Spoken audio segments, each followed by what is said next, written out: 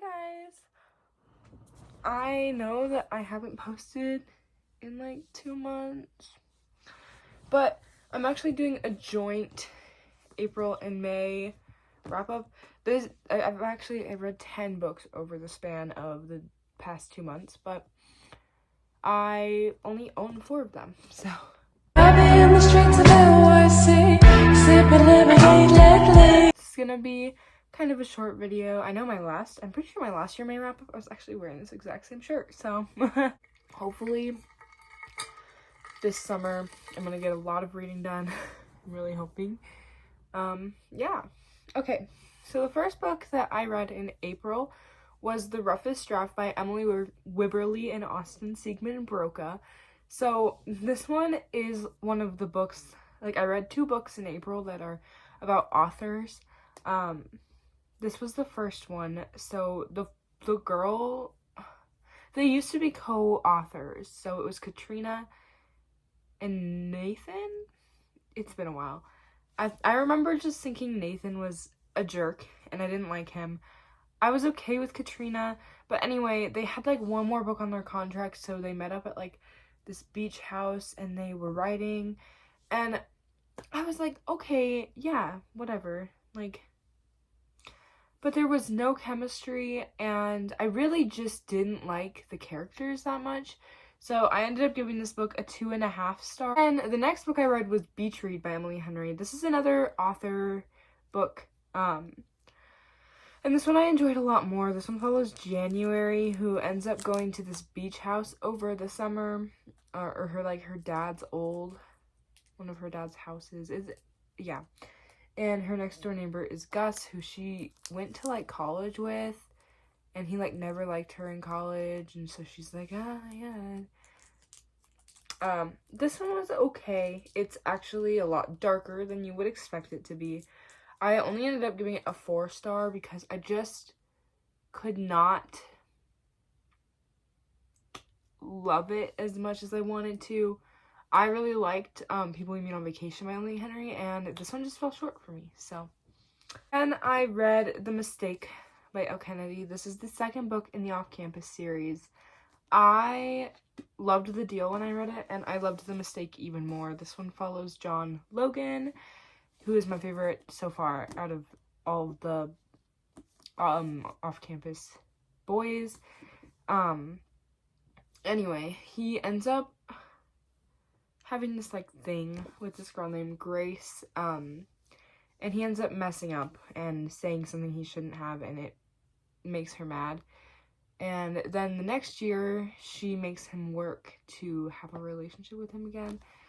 It's a really good story. He's a player, and then he falls for this girl, and I just really thought it was cute. And I'm excited because I ordered the score, so it should be here soon. But I gave this one a 5 star because I just loved it so much. And then, the last books I read in April, yes, were Heartstopper. I actually read volumes 1 through 4 by Alice Oseman. I only own volume 1. But I think these were my ratings. Volume 1 and 2, I gave 4 stars. Volume 3, I gave 3 stars. And Volume 4, I think I gave 5 stars. If you want to know for sure, you can go look at my Goodreads. But yes, I do only own the first volume of Heartstopper. And yes, after I was done reading them, I immediately went and watched the show. And I loved it. It was so good. I actually read them all on Webtoons. This one I bought after, but I did read it on Webtoons first because they're free on there, and I had such a good time, and I really love these graphic novels. I think they're adorable. So, and then we are now into May. This is gonna be a really quick video, as I said. So the first book I read in May was The Spanish Love Deception by Elena Armas. This is actually a reread for me. I gave it 5 stars again, of course. So this one follows a girl named Lena, and basically she told her family that she would have this date to her sister's wedding, but not just any date, a boyfriend, because she found out that her ex is actually engaged and she doesn't want to show up to the wedding alone. So Aaron Blackford, one of her co-workers, they can't stand each other, ends up volunteering himself to go with her, and she says no, but eventually they work it out to where he is going to go to Spain with her for her sister's wedding and pretend to be her boyfriend. And it was literally so good. If you like fake dating, I think this is personally like the top fake dating book I've read. I really love this book, and I think you should all check it out. And then the second book I read in May was actually The Great Gatsby by F. Scott Fitzgerald. This was also a reread. I had to read this for school, but I love The Great Gatsby, so honestly, I was excited about it. If you don't know, The Great Gatsby is set in the 1920s, and it's basically just about old wealth, new wealth, the differences between it, and then how shallow love is, and Gatsby's triumphs and fails. And honestly, it's really good. It's told from the perspective of a guy named Nick.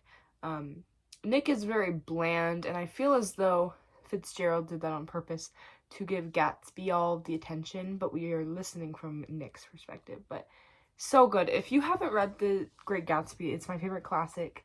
I would recommend that you read it. I did end up finishing this month The Cheat Sheet by Sarah Adams. So this book, I was like, probably not gonna like it. It's pretty short, so I could finish it quickly. I didn't finish it quickly. It still took me like 2 weeks.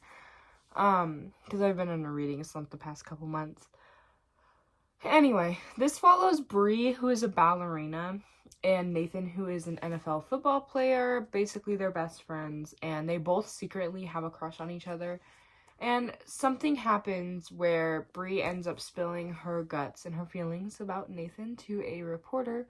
So Nathan and Bree end up fake dating to help the press. And they end up falling for each other. I will say, this is a fade to black.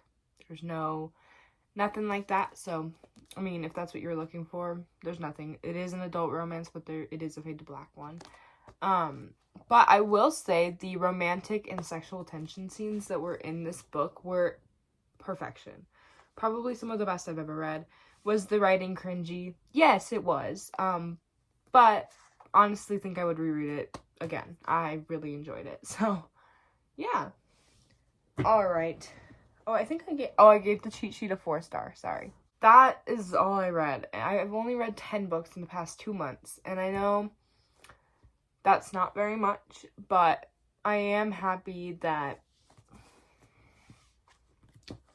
I'm like now in a more reading like mood. So hopefully I can get a lot more books read this month. But thank you all so much for watching, and I will see you in my next video.